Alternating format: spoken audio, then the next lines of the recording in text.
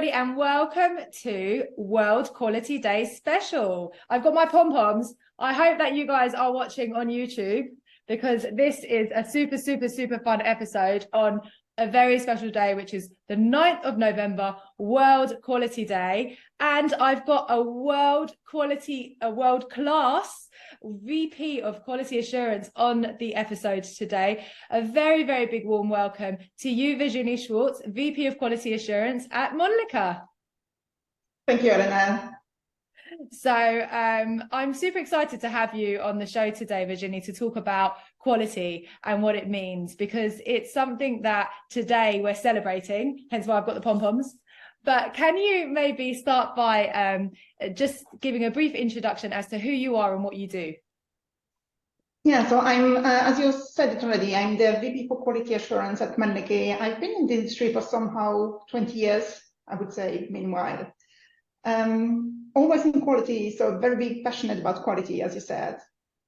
Yeah, really cool. And so when we talk about quality, I always, struggle to capture it succinctly. So how would you describe what quality does in a really simple way, as if you were explaining it to like a 6-year-old? Yeah, and I guess you're not the only one struggling. Even we working at quality forever do struggle doing that. I did fail miserably trying to explain that to my sons.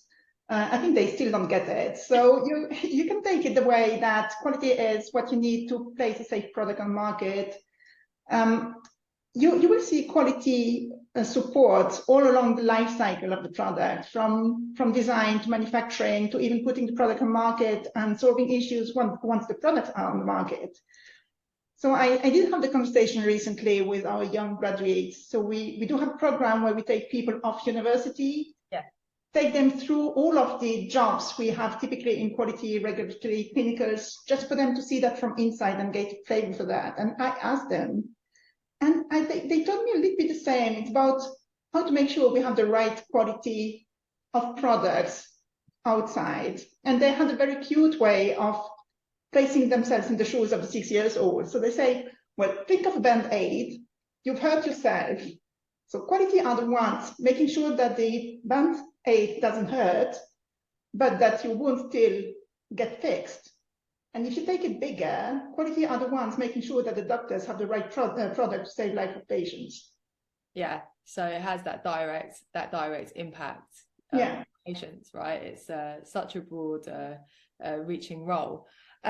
So what made you decide to actually, you said you've had your whole career in quality. So what made you actually decide that this is a career route for you? I would say quality found me. I didn't find quality. I'm a chemist by trade, and chemistry was not so much into quality. I mean, you have your processes, you have all of that. Then I went to the air freight industry. In the air freight industry, I was in charge of the safe transportation of dangerous goods. Mm-hmm. And there I realized how much processes, safety, all of those things are important. And I decided to go to an external training on quality as a quality manager. Yeah.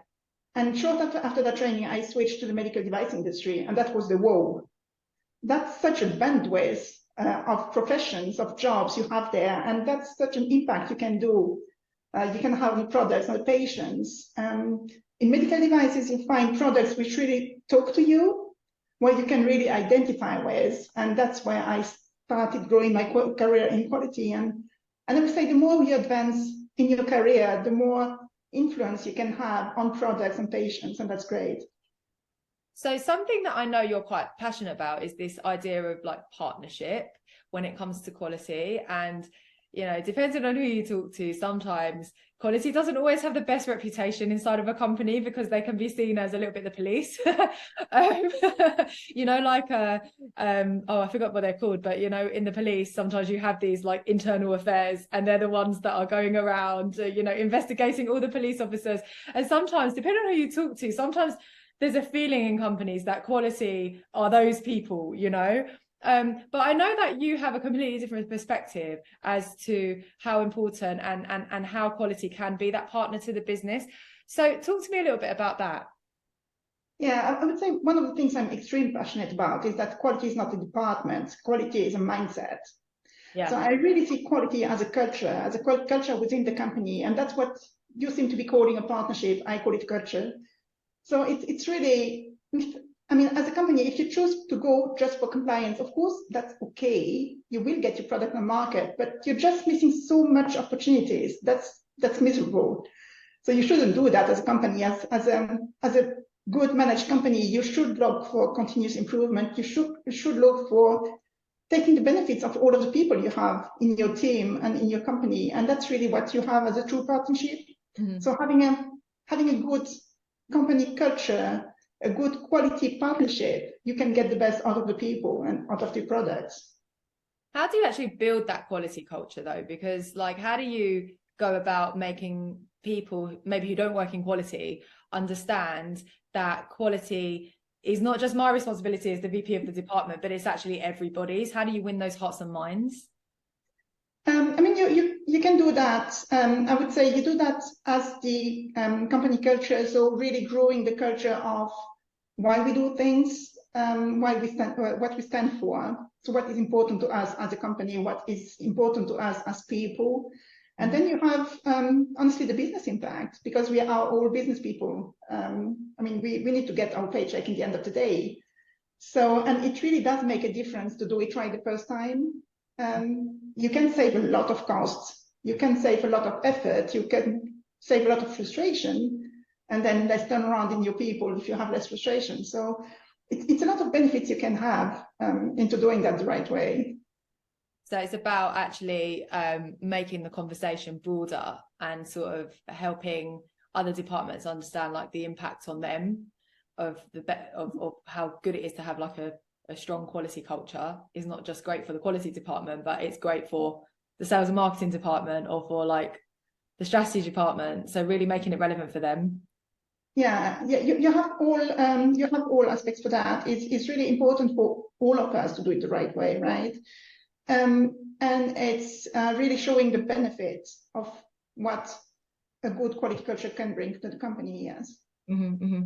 So what about like when you're recruiting for your team, how do you identify if someone has the right kind of attitude towards quality? I would look for that police behavior, and then you've lost with me, to be honest. So that's exactly what I don't want my people to do.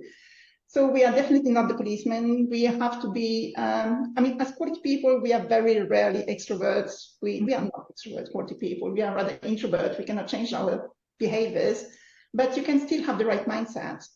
So what I want to see in quality people when I hire them is really that entrepreneurship. They want to change the world. They still have dreams for the company. And they still have a very strong flavor for continuous improvement in the company. So that's how I want to see the people in the quality department.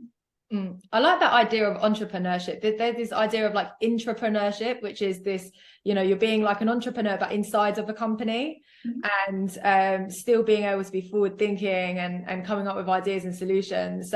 So people that have that inside them, they can still be really successful when they work for a bigger company. As you're talking about, like even in Mölnlycke, and they can have the chance to contribute positively in that way. So that's really good to hear that that's something that you actively look for, actually. So quality initiatives, though, I can imagine that they face resistance. I get the argument of like, okay, if we do this, it's better to get it right the first time round. But there's always a number of different counter arguments. So how do you overcome resistance when you're trying to roll out a quality initiative across the company? There's the one with a low level of convincing, which are all of the compliance issues. I mean, you do have a compliance issue, we need to fix it. Yes. You can still do it in a reasonable way, you can still do it in a pragmatic way, and that's how you build the confidence with your partners. And luckily, that's not the majority. The vast majority of all of the quality initiatives are rather continuous improvement. Mm-hmm. And for continuous improvement, I like to see the quality project like any other company project. So we need to have a business case. We need to show the benefits of what we're doing. And by showing the benefits of what we're doing, we just, I would say, filing up with all of the other projects in the companies. So we just need to show the benefit we will get to the company compared to other projects to get the right staffing and the right priorities. How important is top-down buy-in when it comes to quality? It's crucial. I mean, you cannot have a culture without all of the leadership of the company being behind that culture. I mean, you can have a lot of empty words. Your employee will feel that it's empty words. So you have to have really that top-down, culture, mindset, conviction, and that quality is the right thing to do. And I figured out in my career that it's not actually difficult to talk quality with marketing people, with salespeople. It's very easy to talk quality with them because they very quickly, very easily see the benefit for the patient. Sometimes it's just safety. Sometimes it's just getting access to the product. But I mean, it's kind of natural. You want the patients to get the best they can get, right? Yeah. And it's about making it relevant for the people that you're dealing with, as you say, right? So for salespeople, they're thinking, okay, well, how can I best, how am I going to communicate that to my stakeholders? And so obviously, because they're so close to the patient and so close to, understanding that link, you being able to make the link to them from, okay, well, good quality equals this for the patients. It helps salespeople then go out and sell the product better, ultimately. But coming back to that, top-down culture of quality, I have a question for you. So let's say somebody is interviewing for a new job and they are choosing between multiple different companies. What should they be looking for to determine if a company has buy-in from the senior leadership team when it comes to culture of quality? I would pretend that's something you feel immediately. Okay. I've just recently had a conversation with a lady we hired recently, and I had a debrief with her just after she started with her, and I told her, you know what I love with Mölnlycke is the culture. Yeah. Because we are so passionate about people, we respect people, and we have a great culture of quality as well. So I said that, well, you don't need to tell me. I've sensed it in the first interviews. That's something you sense. That's something you see. That's something you feel when you onboard a company. So hopefully you will have felt it before even onboarding. But if it's genuine, if it's real, true culture, you will feel it the first time you talk to people in the company.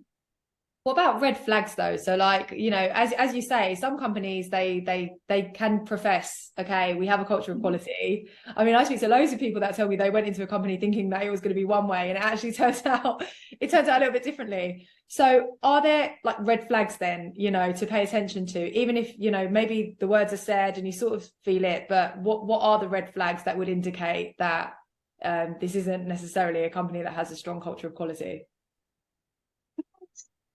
Difficult for me because I really honestly didn't have any red flag company in my career any recently. So, but what I sometimes see is hollow words. So just as you say, you will claim it's written in your mission, vision, whatever. You will find the word quality somewhere, but it doesn't transpire. And I'm very much a feeling person. I'm not a words and paper person. So, what would I see as a red flag? It's probably somebody telling me what they can achieve.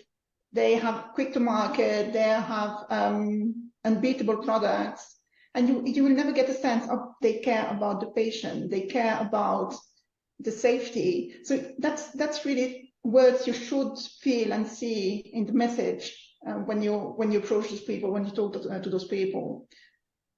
So really keeping the focus on the benefits of the patient ultimately. Yeah, you cannot just have quality in an empty shell. So quality is part of a bigger culture. Yeah.